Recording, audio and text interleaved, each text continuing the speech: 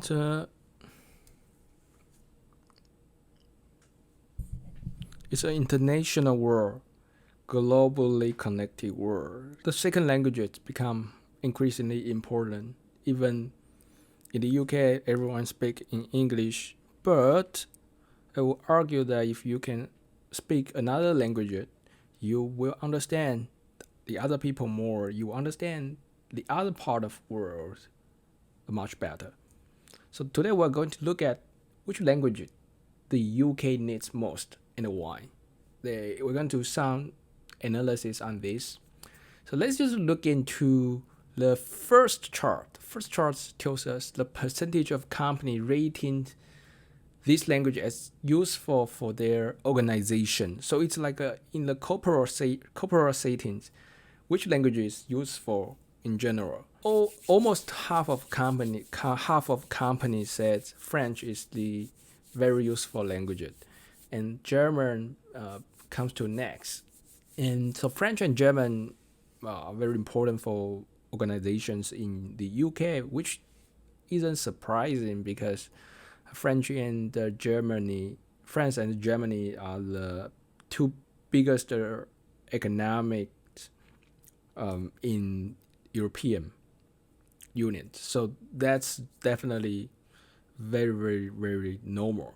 And you can see the Spanish comes to next, which makes sense.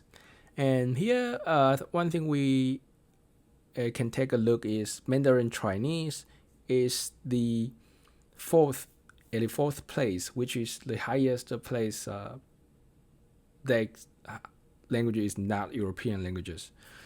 Mandarin Chinese, 28% of companies say that's very important, and Arabic and Cantonese comes to next, but it's like got a lot of difference between the first five languages in terms of the percentage. And Russia a little bit lower than I expected, and Japanese 8%. 8%. This is a little bit surprising because Japan is still the third largest economy in the world, but it just got 8%. Okay, so this is in a corporate setting, and this is the language needed for economic purposes. And this is they use some matrix to calculate this score, and not really surprising. German, French, Spanish are the top three, and Arabic's rank got higher. This time is like as good as Mandarin Chinese. So this is the score. By the way, this chart is interesting because Mandarin Chinese and the Cantonese, they are both in the Chinese language family. If you add them up, it's like 44%. So it's actually very high in terms of Chinese. So this is very interesting observation. And table 6, languages they offer as an evening classes in the college. You can see the number of page of web listings. It's like Spanish got a lot, and French, Italian got like those are top 3, and German, Japanese got the next. And you can see they since Mandarin Chinese is and Arabic is quite important, but they just don't have that many classes offered. So there may be something they have enough demand but supply is low. So this is the table says the top 10 most important languages in the world in terms of a lot of 10 factors. And I think the most important thing just from this table I can tell they consider the number of non-native speakers a lot, because this is actually the numbers tells how much other people are learning your language. So Spanish is ranked really, really high, and French definitely high because in Africa a lot of people speaking in French, and in the Latin America a lot of people speak in Spanish. Arabic also has very, very a lot of people speaking as a second languages. Mandarin Chinese is ranked so high. Definitely is because of China's economic GDP and the number of native speakers.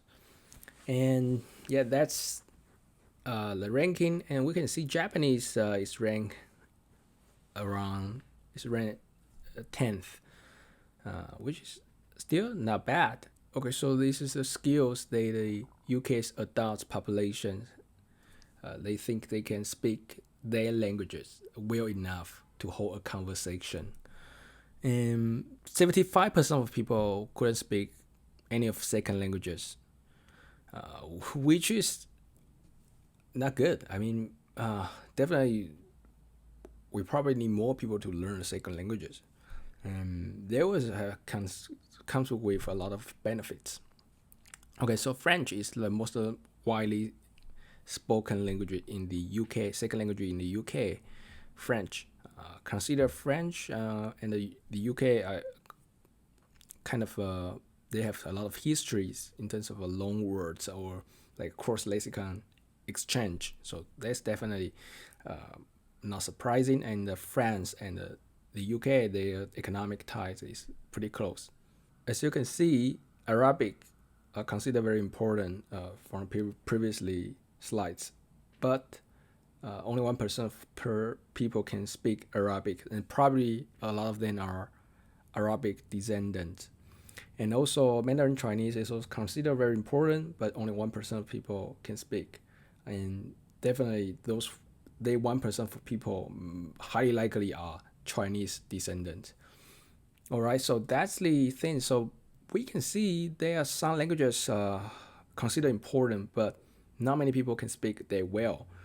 That will be the need for more education, and we also can see the supplies of the classes, language classes, is probably not enough. So that's important to increase more supply.